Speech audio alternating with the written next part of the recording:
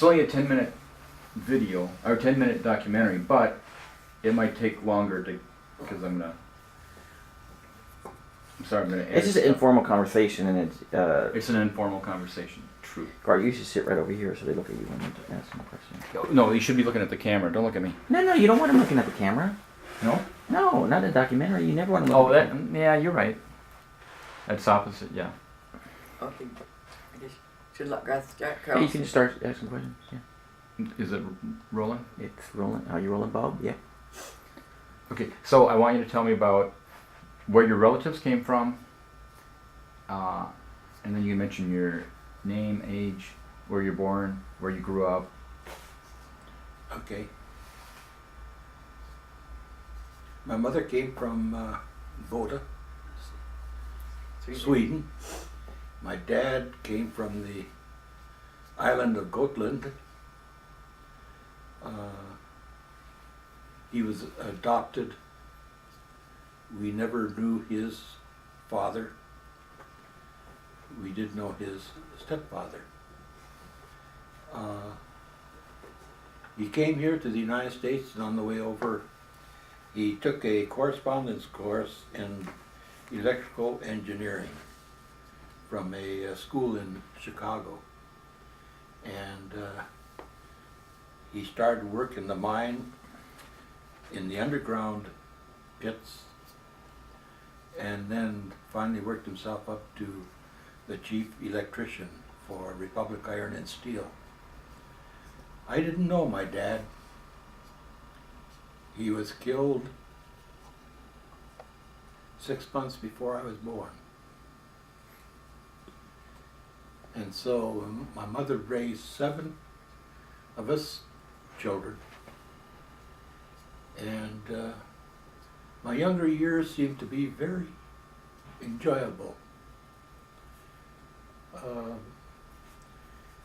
We dug potatoes on the farms, we picked strawberries, and we did a lot of berry picking. And my mother would can these fruits like blueberries, strawberries, raspberries, and whatever we found in the woods. Many funny incidences occurred. I remember once my brother was walking up a fallen dead tree, and coming down was a big bear. And he tried to turn around and come back, but he slipped and he fell on my mother. My mother had a large 2-gallon pail of raspberries, which then became crushed, and I suppose you could say we had juice.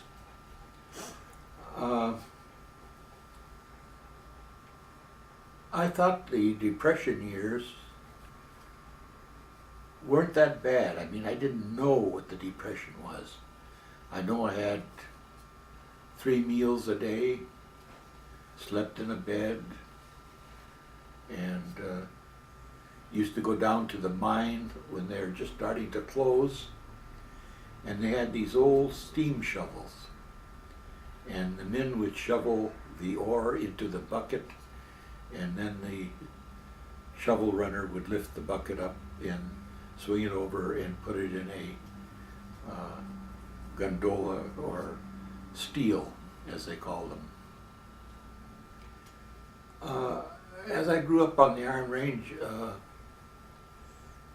I finally got a job as a newspaper carrier, and in the city of Gilbert. Well, it was a village really.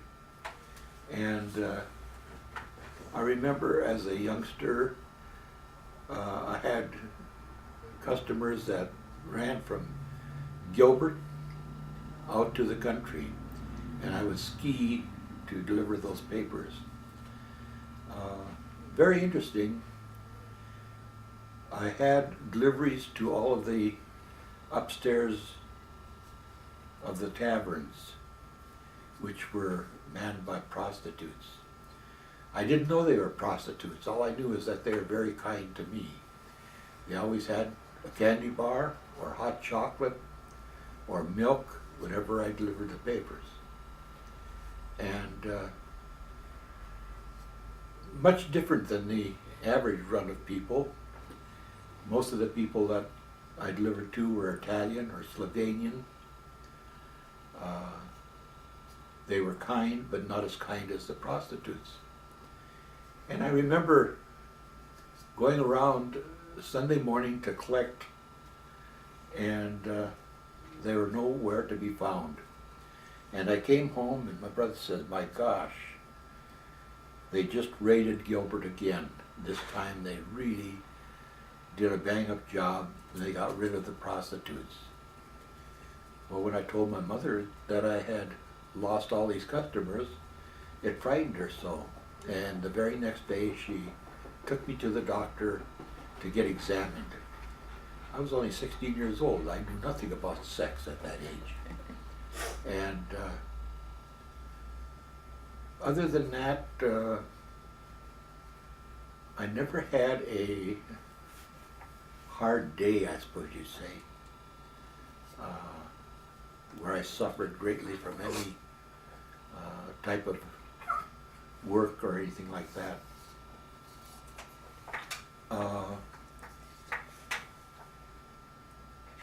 I remember one incident. We used to go down into the old mine pits and swim. And I lost my best friend. He drowned in one of those pits. And I remembered we tried putting poles out for him to grab, but I guess he was too frightened to do it, and we lost him. And I remember running home, which was about a mile and a half, and telling my brother that John was drowning. And my brother said, well, you know, you weren't supposed to be down there. And I said, yes, I know, but we did go down there. And consequently, he died, and it was one of the saddest days of my life. I graduated in high school in 1942, and then I joined the Army Air Corps and went to school. It seemed like most of the time I was in the service. First was airplane engine mechanics school for 9 months. I came out, took overseas training, and then was assigned to Georgia. My commanding officer wanted me to go to the School of Dentistry in Colorado. And I told him, I said, no, I want to be an electrical engineer like my dad. He was very disgusted with me. And now I realize I probably should have taken him up on it, because I did finally go to the University of Illinois to take a course in electrical engineering. But after 3 months, they closed the program down, and the only programs that they allowed to continue were the dentists and the doctors. So back to the line I went, and that is the airplane line. And I crewed 10 AT-10s, and it sounds like a very important job, yet all my job was to get out in the morning, drain the gasoline tanks of any moisture, and then pre-flight the airplane. After that, I came home and went to junior college, where I met my wife, and we were married in 1947. We now have 6 children, all very successful, I guess, in their endeavors. And I think Grandma or my wife could tell you about the grandchildren. that go on? Yep. I was born on October 21st, 1927 in Eveleth, Minnesota. When I'm a Finnish background. My grandmother was Jenny Numelen, no, Jenny Laxo, and my grandfather was Victor Laxo, and they had my mother and Aunt Lorraine and two boys who were in their teens when I was born. When I was 3 months old, my parents were divorced, and they gave me to my grandmother to take care of and I stayed with her till I was 7 years old. She had a few little cows. We were in the city, but she had these little cows, a little barn with cows in it, and there were about 3 or 4 of them, along with little calves, and we would deliver milk to the people. Also, we took the cows out every day out into the green fields so to have grass. When I was 7 years old, my mother came and wanted me back. So she took me down, moved to Kansas, and we lived there for about 3 years. And I had a stepsister then. Came back to Minnesota after that when I was about 10. I went to school, and we were there for about 3 years.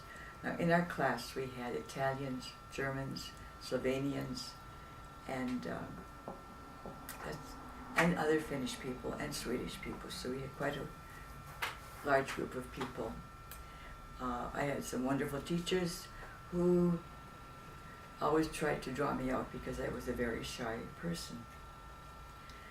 I went on to, I always belonged in the choir. We'd sing in the choir where there's a 6th grade choir, 5th and 6th graders who sang in the choir. And we spent a lot of our time doing that.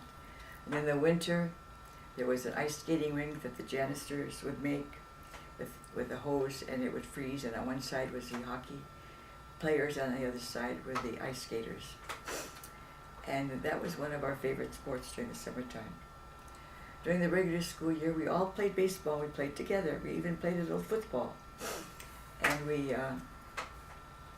and everybody seemed to get along very well. We'd meet on the corner and we'd play under the lights, and we'd play Run My Good Sheep Run and Take the Can and other games like that. And when the whistle blew at that time, the whistle blew at 9 o'clock. It was all time for us to go home, and everybody would go home. I liked to do what they called episodes. I would draw pictures almost like cartoons, except they weren't funny. They were usually serious, and that would be little stories about the people that I drew about. When we were about 12, my sister went back with their father and they moved to Michigan. But I wrote to her regularly for every year for, I would say about 40 years.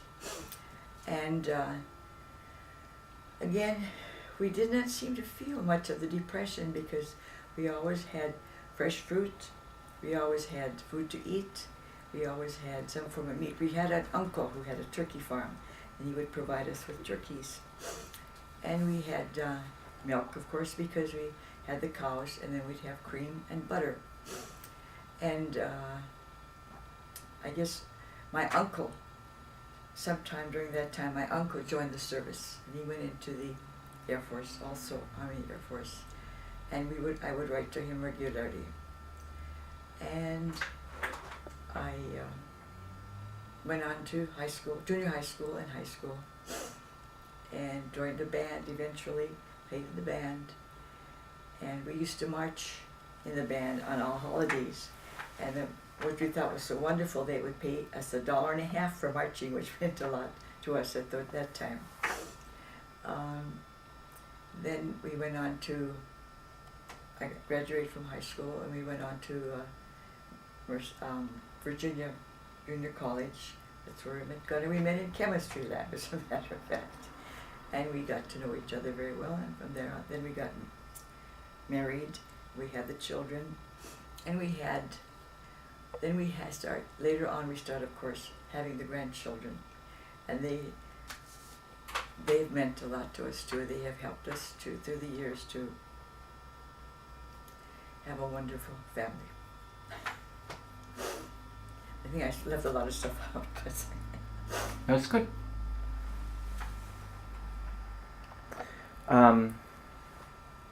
What can you think of?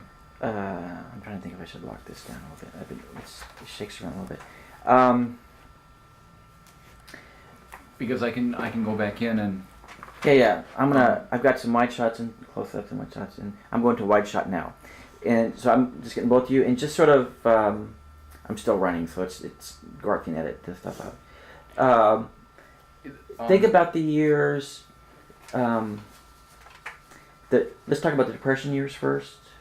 When you actually, even though it didn't affect you personally, when you actually knew there was actually depression in the country, and what you saw around the Iron Range that made you realize that there actually was a depression, or if there wasn't, say, you know what, the Iron Range completely bypassed it, and think about maybe the reasons that might have been. So just start by saying in 19, or just say, I think I first realized there was a depression in 19 whatever year or whatever.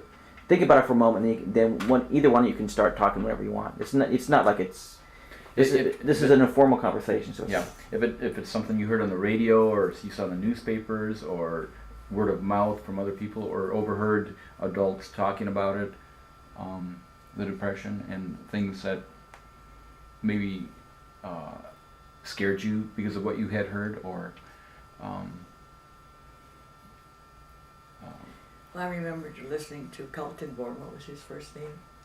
And he did talk about the depression, but I don't think it made an impression on me that I didn't clearly understand what he meant when he talked about the depression. Because most of the people around where we lived, although they did not have big houses, they did not have a lot of money, they all seemed to be fairly happy, fairly able to make ends meet. Yeah, I don't think,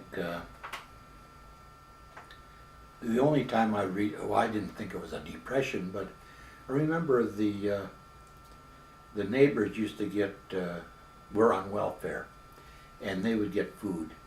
And I remember I worked for they called him a lawyer, but he really wasn't a lawyer. He was more or less a bookkeeper. And I swept out his office, and he would tell me that, your mother should go on welfare, so she wouldn't have to work so hard. And we had a large garden, and as I said, the neighbors were on welfare, and they threw out their canned goods. It was a bully beef, I think, made in Argentina or something. But they threw those when they got them, and also grapefruit. And so I would go, and my brothers would pick this stuff up and bring it home, and my mother would make meatballs and different foods out of it. And we had the neighbor kids come over, and they just loved it. They thought that was delicious, and they thought we were quite rich to have this meat. The other thing I remember, we had a stove, and we would go down and get old ties from the mining company, and then we would cut those into I guess 12 or 16-inch chunks, and then split them and use that for firewood. But it was really an enjoyable time for us, because we would sit around in the evening and have popcorn. We never had sodas until later, when my sister went with a fellow, or married a fellow, whose dad owned a pop delivery service. And in fact, we'd go over there and wash bottles in these machines, and then he would always repay us with syrup, which my mother would use for treating colds and things like that. So really, I don't remember anybody ever, crying out that they were poor or destitute. They voted Democratic, I remember that. because my mother was the only Republican, I think, in town. And she hated Roosevelt. She thought Roosevelt did more harm to the people by not making them more self-reliant. And we did have a lot of alcohol. Our town had, I think, close to, 20 or 30 taverns where they sold beer and alcohol. And we also had the mafia. And I remember an Italian family evidently got on the wrong side because they blew up his house. I mean, we heard this loud explosion, and of course we went running up there. It was only a block from where we lived. And the sides of the house had just bent out. And there was a little fire, but not much. But it really, really lasted. Another thing we used to do was to go up and down the alleys, especially after, behind the taverns, because we always found coins or something where the guy would sweep it up and then just throw it out in the garbage.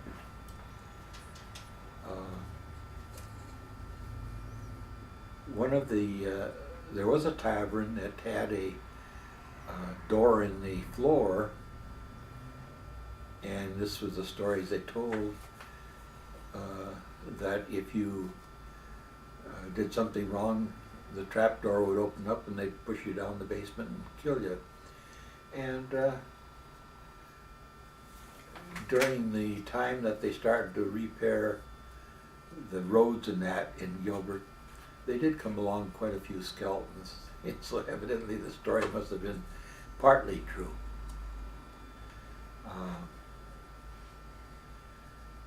I had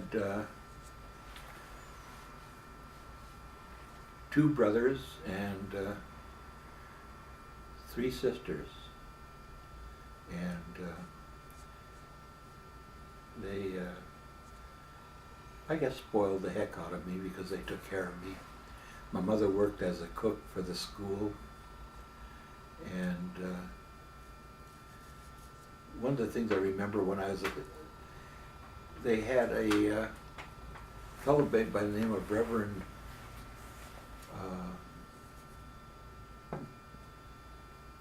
who was the minister? Stanley? Stanley. And they had a summer camp, and my mother also cooked for them because that was one of her religious duties. And I attended that camp for, I think, 3 or 4 years, and it was really enjoyable. It was out at the lake, Lake Ashquagua, and was down just a mile from the 4-H building that the Sears Roebuck Company had built for them. And that's about it. You want to add any more? I'm trying to think of some things to add to that, but I can't really think what to add between. Well, one thing I do remember during the war, everybody was very patriotic. They were real. We would sing patriotic songs at school, and we would listen to them on the radio, and we would pledge a flag. We'd say a prayer in school every day. The teacher would read from the Bible, and all these things were part of our growing up together. And there were all kinds of religion, Catholic and Protestant, and nobody ever complained. They all enjoyed having that part, that bit read from the Bible. And I think that it was a meaningful time for us to share that. Oh, and we also had religious instructions. On Wednesdays, and, yeah. Wednesday. We would march down to the church of our choice, and there we would spend an hour worshiping and hearing Bible study. And the Catholics went to their school, and the Protestants went to their or church, and the Protestants would go to their church, and the Lutherans would go to theirs. And there's never any complaints from the public as far as religion was concerned. They all felt it was a very important part of our lives. One thing that we did, we spent a lot of time on a friend's farm, and in the wintertime we'd go out and help him make ice. And we would go out to the lake and cut a large chunk of ice near the shore, and then go out and cut the ice into blocks, and then haul them up and put them in a large shed where we covered them with sawdust. And the game warden would come along and say, you take all the fish except, the game fish. And we would get, I guess we did a very good job, because we'd take all of the trash fish, like carp and suckers and fish like that, and load them on the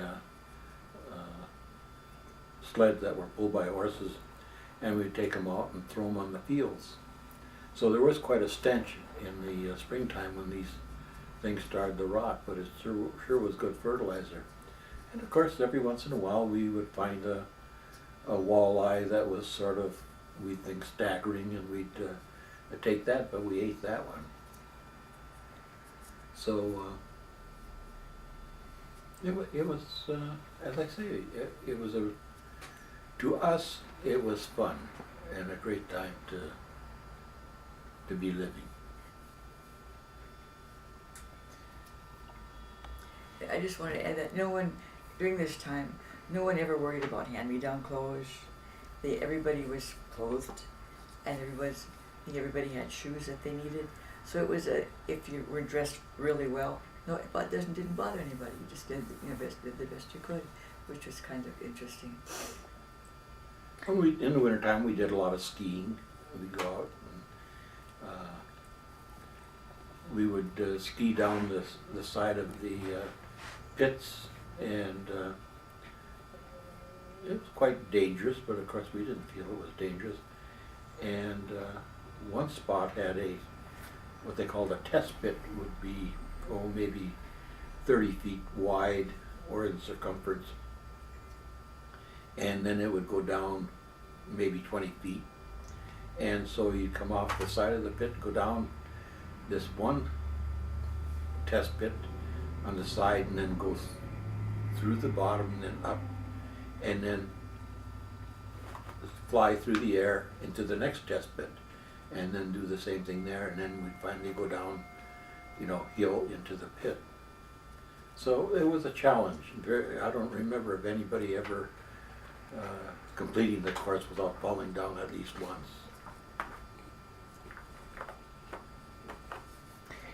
Think about all the cultural differences of the people in the Iron Range, and talk about the Iron Range specifically, all the different ethnic groups, and any sort of interesting interactions, either at school or at church or at a store or at some cultural event or something. The Slovenians had a tamburica orchestra or band, I guess, and right across from where we lived, they would practice at this one home. And so all the neighbors, of course, would sit out on the sidewalk and listen to them. And it was real enjoyable. I mean, they were very good, and at least once a week they would come and we'd have a concert. I also played in the band, and this is when I was in high school. And again, I think I got $12 a month. But we marched in every parade that, every event that took place on the Iron Range, and even some of those that took place in Duluth and surrounding communities. And even my older brother, who played trombone and worked for a power company at that time, would come down and play, because he enjoyed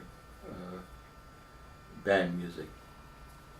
And so my brother Bill and my brother Henry and I would all played in the band, and it was enjoyable. Mom, do you remember any cultural? Well, I'm trying to think of some. I don't remember too many cultural differences, but I do remember that I had 10 pretty good friends, and they would come over to our house. We'd put rugs on the grass, eat peas from the vines, and read books. But we had a marvelous time. And then we did have a lake that we'd go swimming in. But everybody swam, everybody went there, and we would go there, they had lifeguards. And you didn't think anything about the cultures. It didn't seem to show up that much. It just didn't seem to make that much difference. Yeah, you too. How about the work environment in the iron ore pits and that, in terms of what would be a typical day of going to work, starting, and what did the men do for lunch? How would a typical day go for someone working the iron range? How many hours a day? Did they get a break? Well, I went to work in the mine, I think, as soon as I got to the age of 16. And this was in the summertime I started. I worked on the track gang. And I got a ride to work, but I had to walk home after work, which was about 3 miles. About 3 miles, 3 or 4 miles. And the track gang was real interesting. You worked hard, and at the end of the day I was, quite tired, but I would plod, and get home. And one of the neighbors had a sauna, and they always invited me to go ahead, and use it whenever I wanted to. Working at the mine, we had most of them were Slovenian or Italians, and what I found interesting was that they would have these large aluminum or steel buckets that were sort of oblong, and in the top they'd have their sandwiches, in the bottom was filled with wine. And they would sit there and talk in their foreign tongue, and they loved to kid me because I was the only Swede on the track gang. And I don't know how long I spent working at the track gang. I knew it was hard work, carrying ties and steel. And then I was promoted to what they call the truck spotter. And I worked near the shovel then, and I would stand there and have the trucks back up so that they could be filled with ore. And then they would take the ore in these large trucks, and they were Euclids. The tires were taller than I was, and they would climb out of the pit and then dump it into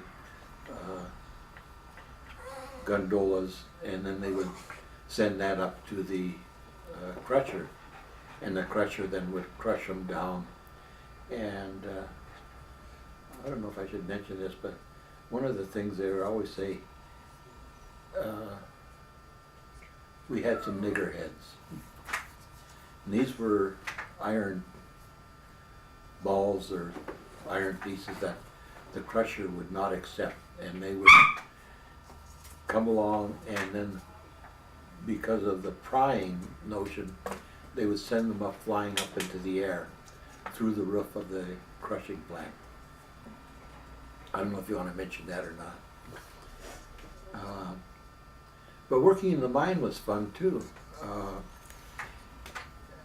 It was enjoyable because everybody would kid everybody else. I remember going to work and having potato sausage in my bucket, and my brother was also worked in the mine, and he would come down and steal the potato sausage and put a piece of cake or something in exchange.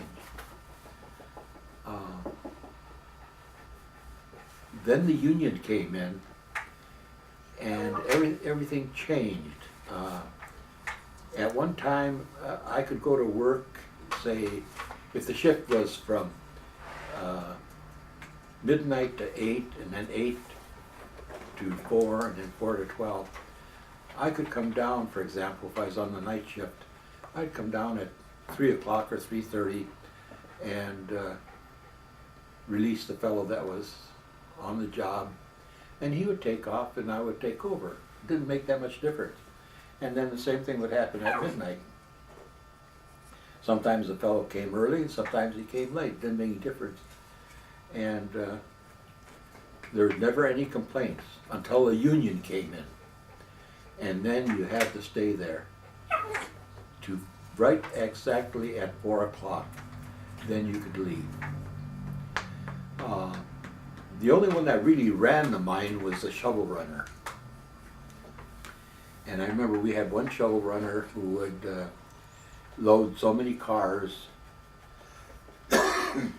during his shift, and then he'd quit. He wouldn't load anymore. But he usually, you know, had loaded more than any of the other shovel runners. And these were electric shovel runners, or shovel. And we called it sausage. The cable was about, I don't know, to me it was about 2.5 inches in diameter.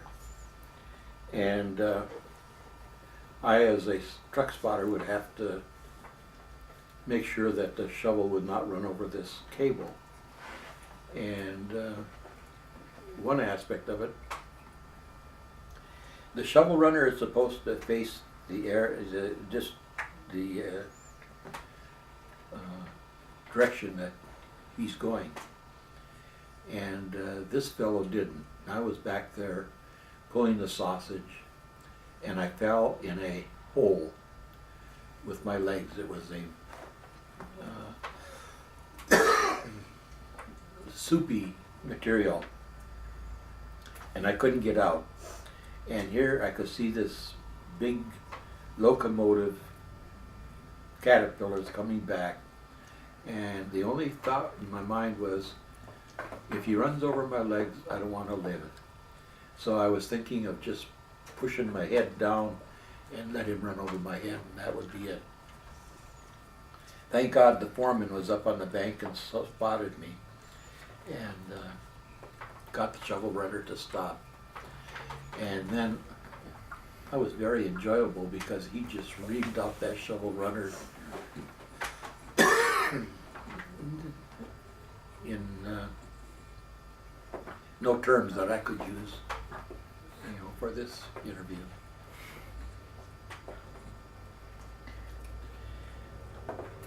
What think for a moment of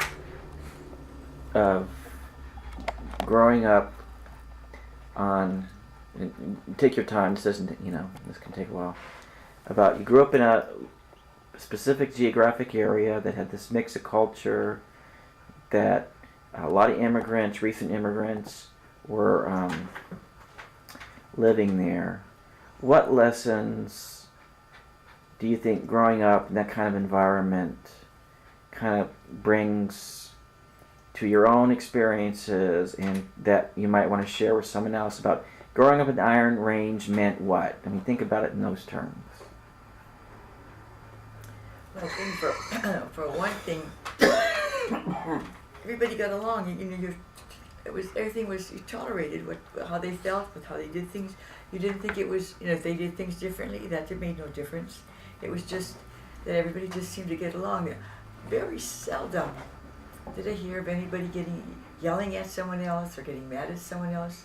Maybe they did, but I don't ever remember hearing it. You know, where they would fight or something with each other. I don't remember them doing that much. Well, the only time that they fought, and this was when I was younger, I guess about 10 or so, and even delivering papers, these loggers would come in on these big trucks and also being pulled by horses. And they would take these large chains and they would start swinging them and walking down the street. Of course, they were looped to the gills from the liquor that they drank. And so that's the only, but even then, I mean, the people that were on the streets would just hide. And there'd never be any retaliation that I remember. So, but everybody seemed to get along very fine. And How about humor? Humor? Humor because of somebody's ethnic background or religious background or age or the type of job they had? I don't remember much of that. They didn't seem to, I mean, they did their job, and that was their business. It didn't seem to be something to be, to laugh at. oh, I think one reason why we got along pretty well, my dad felt sorry for these immigrants that would come over and they would live in a house that was maybe built by the mining company. Didn't have any electricity, or if it did have very few electric lights. My dad would go over and wire the place for these people, and he wouldn't accept any money from them, but they always had. My mother was telling about how they would give him wine, homemade wine, and he would take it home just to please the people. And my mother would be very disgusted because drinking and even playing cards to her was a sin. And she would take this wine and dump it out in the snow, and she would say how the neighbors would come over and lick up the snow. So I think, if it was the old idea, you help me and I'll help you.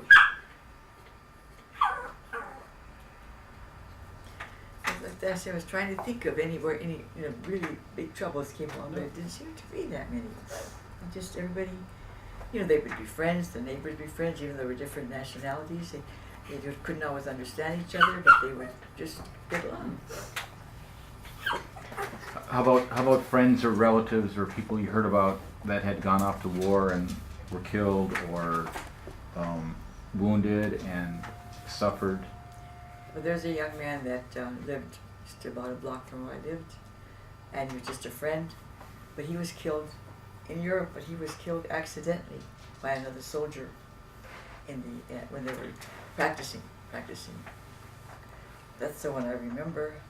I'm sure there were others, but that's the one I remember. Well, I remember 2 or 3, and we were friends. We played together, and they were drafted, and they didn't get much training, and they were in the Normandy invasion, and they were both killed there. I wasn't very happy about it, and I blamed I always felt that generals didn't have any empathy for the young soldiers, and we talk about it amongst ourselves. And to them, if they're going to have an invasion or a fight, they say, well, we're going to lose so many men. And to me, I thought that was horrible. And I do think, wars are horrible. I think that if, like the Iron Range, if you can have all these groups living together peacefully, the world should be about the same way. We also had war bonds where and not bonds, but stamps that if we get enough together, we could get a war bond. And I think most everybody bought those. Actually, I don't think we've been 60 minutes out.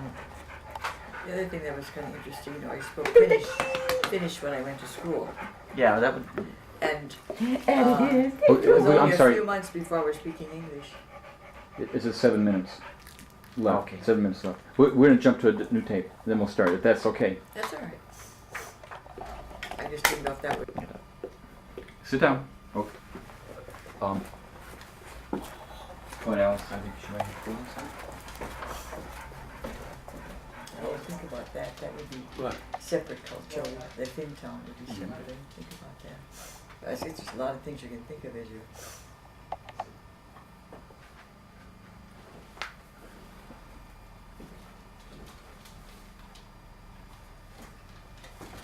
Okay, didn't need to go outside. You running? Okay, go ahead. What I got just to think, there was a Fintown where many Finnish people lived there instead of living among the other people. Although there were a lot of Finnish people that lived wherever there were other people of other nationalities, but there was a separate Fintown where a lot of Finnish people lived. So that was I hadn't even thought about that. That was separating the cultures more or less. What did they call that building where they had? Finnish operas, opera house, but I can't, Yeah. had another name beside that, but it was an opera house, they called it, and that's where they had Finnish programs and Finnish dancing and so forth. And then they had a cafeteria. It wasn't called a cafeteria. What they? I don't remember what it's called. And they served moyaka. And people other than Finnish people used to go over there and have their lunches there because it was so good. And the other thing that was kind of interesting, but I don't remember just where that took place, but they did have a communist group who would come to the park. Where were they? Oh, that was one thing that we really enjoyed was, well, I guess the Communist Party was formed up in the Iron Range. Gus Hall was from Duluth, and they are really pushing the communists. And they had quite a few votes. In fact, the Farmer Labor Party was made up of a lot of these people. And they'd have a big get-together at the different parks. And everybody would attend because they had Free meals, yeah. free meals. They'd have hot dogs and sodas And galamoyaka, fish stew. It was kind of interesting to listen to these fellows. In fact, I don't remember much except they used to say how terrible the situation was. But I guess nobody believed them because they never made much headway on the Iron Range. But a lot of people showed up because it was free food. So, and I remember the janitor at our high school. He was an avowed communist, and we used to give him a bad time, sort of, get him There's where humor hit a little bit. yeah. In fact, we'd say, well, if you're a communist and you believe that we should all share and share alike, how much money do you have? You share it with us. And that would really get him started. He'd get very angry.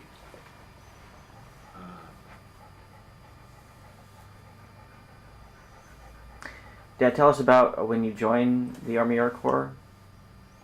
Do you remember what prompted that, and how did it happen, or were you drafted? No, I joined.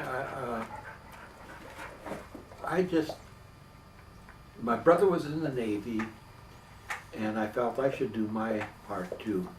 Although the people in town were quite disgusted with me, because that left my mother, all alone. They felt that I should stay home and take care of my mother. But I talked it over with my mother, and she says, if you feel like you have to go, go. So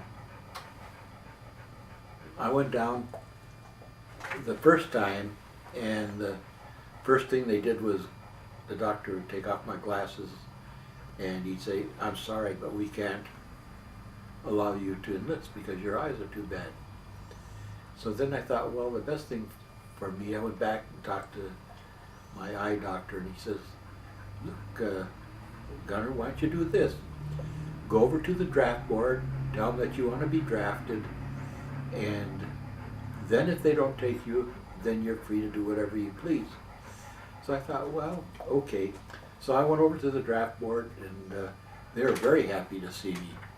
Although at the time I was only 18, and the 18-year-old draft bill hadn't passed Congress yet. But they took me anyhow. So I went down with the draftees, and this time I left my glasses off and went to, reading the chart and that. And the fellow says, "Hey, your eyes are pretty bad." And but they allowed me to join. And then I always wanted to be a pilot, and I wanted to work on airplanes. And so, amazing, after I took all the tests, they just sent me to airplane mechanic and engine school out at in California, and I spent 8 months, 8 to 9 months there going to school. And it seemed like, not only that, after I got out, and then I went to the University of Illinois, as I said before. Then when I came out, they sent me to P-38 school in Long Beach. And so there, I was there for 3 months, learning all there was about P-38s. Although I never crewed a P-38. I remember going up to Santa Maria and working on the line, and we lost a lot of P-38s because nobody knew how to really fly them. And I remember test pilots coming up from Lockheed, and then things would settle down. But in time, again, we start losing them. And then they sent up 2 test pilots that were women, and they were good. So, what I was going to mention, I also had such a hard time in the Army. I lived at the Ocean Beach Hotel in Santa Monica when I went to school for airplane engine mechanics. And we had civilian cooks, and I couldn't ask for a better life. So.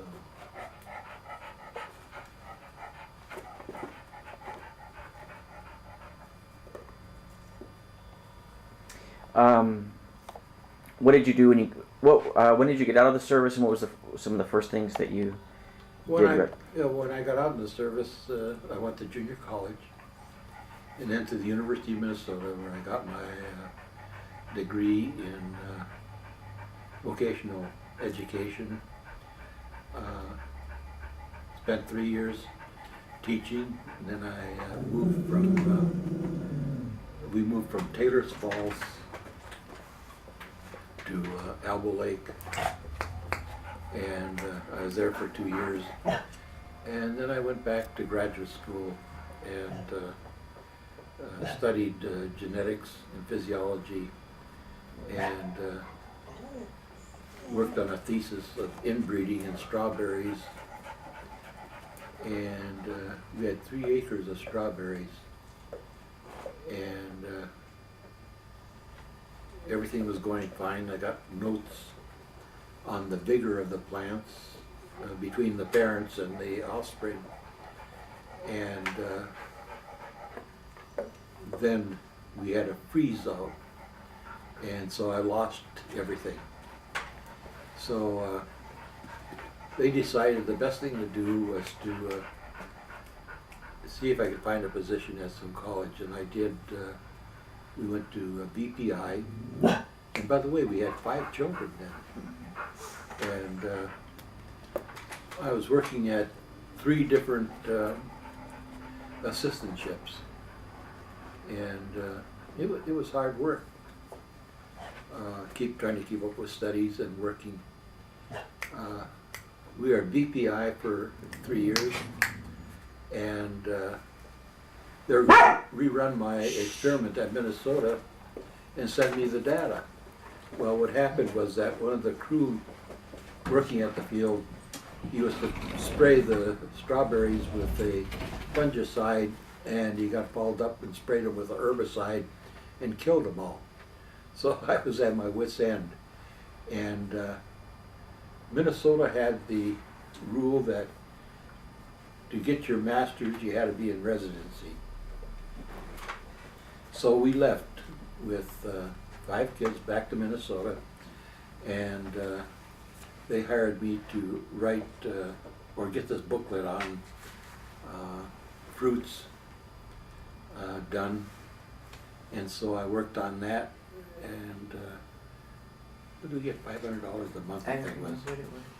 But, and then we lived at the fruit breeding farm, which was neat, the kids In the loved summer, it. in the summertime. Then my wife got pregnant with the 6th child, so then I knew we had to look for something better. But I took my, I thought the getting my master's degree that I would have to just defend my thesis, and they followed up and gave me a doctor's what would you call it? Oral. Yeah, oral, yeah, doctor's group. And so they said, well, we'll just make this your oral then for your PhD. And I spent 3 hours answering questions, and I remember coming out of there, and I was soaking wet, and I thought I had failed. And what was very interesting about taking this, the people that were questioning me were sitting there drinking coffee and eating donuts while I was at the blackboard. And they continued asking me questions until it got to the point where I said, I don't know the answer to that one, but I would think. And then they said, well, that, that's it. So I thought I had answered it wrong. And they came out and congratulated me on passing my oral. And then the people from agronomy said, Gunnar, why don't you come over and work with us? We'd like to have you over there. And I said, well, I'm sorry, but I got to get a good paying job. I said, I dragged my kids through, hell, because I never did make much money. Even at BPI as a research instructor, the pay was very low, and June had to work in order to support it. In fact, professors had to rent out their basements to students to make ends meet. And I know one of the fellows that was a professor in agronomy had a real tough time. He couldn't even afford to buy coal to heat his home. So we ended up, so I started looking for the best paying job I could find. And I think you found that piece in the paper where there was a superintendent looking for an individual to teach agriculture and industrial arts, which I had a background in. So I went and talked to him, and he just said, will you just give me your promise that you'll come? And I said, yes. And was it the very next day or 2 days Soon later, after that. I got a letter from Iowa State asking me to come down there. But I had promised this superintendent to come out here. And so I asked the kids, I said, do you want to go to California? And they all said yes. So that's how we ended up here. Garth says he doesn't remember that we got the vote on where we wanted to live. I remember. No, I remember that. Oh, okay. But I think we gotta stop. That's Stop. the end of it. Well, lighting's an issue. Oh, actually, it still looks acceptable to me. I don't know if it. Okay. I was just going to ask, Dad, were there any stories that your mom told you about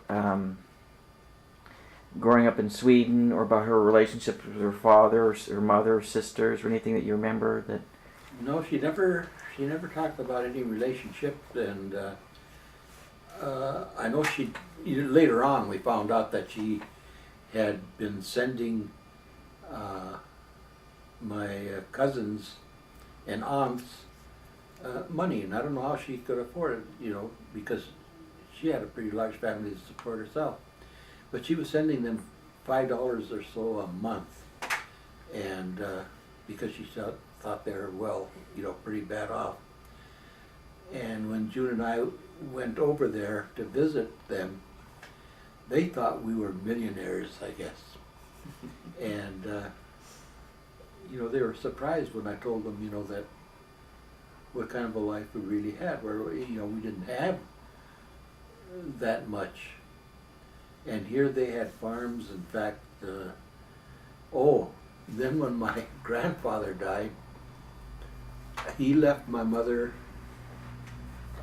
$34,000 in American money. And then when my grandma died, she also left my mother $34,000 in American money. And my mother turned all that money over to her sister in Sweden. My aunt in Oregon did the same thing. And so the daughter of this aunt, Maya Lisa, inherited all this money, and she bought this farm up in northern Sweden. I forget how many acres, but they have a very beautiful home, and then they have a large tract of forest trees, which I guess she'll eventually sell for lumber. So she came out smelling like a rose. And but my mother never wanted them to know just how bad off she was. My grandfather wanted her to take the children and come back to Sweden, but she wouldn't do that. That's the only thing I know what my mother had told us, that but other than that, she never talked about the hardships. Although I know there was times when I would come home and she'd be sitting upstairs by the window on her rocking chair, and sometimes she would be quietly crying because I guess she was real lonely. But she never got married again. I think those days you never got remarried, I guess. But we had a very close friend, and I think that all of our children remember him. He came down to visit us at the fruit farm. His name was Hans Anderson. And he asked us, he says, "Do you think it would be bad if I asked Maria," which was my mother, to travel with him? And he says, no hanky-panky or anything either. But my mother wouldn't think of it. And yet I think it would have been the best thing for her. At least we thought it was a very good thing for her. In fact, our son Garth used to love to crawl in bed with Hans and squeeze his nose. Also, when Numelin was there, Mr. Numelin, your grandma's, we could take him by the hand and go show him around the fruit farm. Yeah. I think it was 3 or 4 years old. So, Did your mom ever talk about your father and some of the experiences, or did your brothers and sisters talk to you at all about your father? no, except that he was a wonderful person, but nothing specific. They would just say that my dad was well loved by the people In fact, he was going to leave the mine or his job at this mine and go to a mine which I went to work for, Pick and Mathers, a couple days before he, after he died. And the way he died, I mean, it made me very angry. In fact, people that would come up to visit us would say, tell my mother if she ever wanted to go to court, they would, go with her. But the mining company wanted him to have his men take down this wire on these poles. And my dad says, why don't we just chop the poles down? And this I got from the miners. And they said, no, they wanted to save the poles too. My dad says, well, they're pretty well rotten. And so he wouldn't let his men climb, so he climbed. And he made one mistake when he put the belt around the crossbeam, which he shouldn't have done. He should have had it, loose so that he could unstrap. The pole cracked, and he couldn't swing around, and so the pole fell on him. And we're talking about, the real tall, electrical poles. And he only lived a short time. And that was another thing. Our family doctor was named Dr. Strathern, but the mining superintendent wouldn't allow him to touch my dad because he wanted the mining company doctor, which was from the town of Virginia, to come and take care of him. So I just felt that maybe possibly they could have saved him, because growing up without a dad was kind of rough. Everybody else had a dad. But I called my oldest brother my father man. And we were very close all the way up till the time he died. So all I can say is that probably was the saddest moment that I remember, except when my mother died. But she never, in fact, she never even spoke of Sweden. And it wasn't until June and I started to write to individuals that we knew, and we got the name of some people in Gotland. So when we went to Sweden, we also went to Gotland. And we saw, the home where my dad lived, found out that his real name was Swanson, and if we had been there 3 years earlier, we would have met my grandmother's brothers. And in fact, Garth and Long went over there. You're talking about those two there. Yeah. They evidently didn't know about these individuals either, because the fellow that saw us said, gee, you would have inherited a lot of money from those two guys, because they didn't get married until very late in life, and I guess they were real outlivers, but they had a lot of money.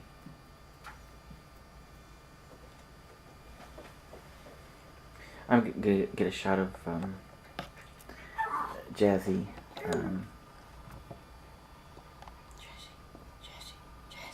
Yeah, go ahead and have her jump up on you. Come on. Come on, Jess. Come on. All the way up. Come on.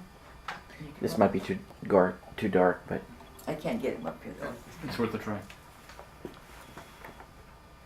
okay. Don't hold her though, Mom, because normally you're facing forward talking to Dad, and I just want to show her. There we go. Hello. You might go on that. Okay, thanks. So it has to get all edited, which means down to 10 minutes. Uh, And how long do you think we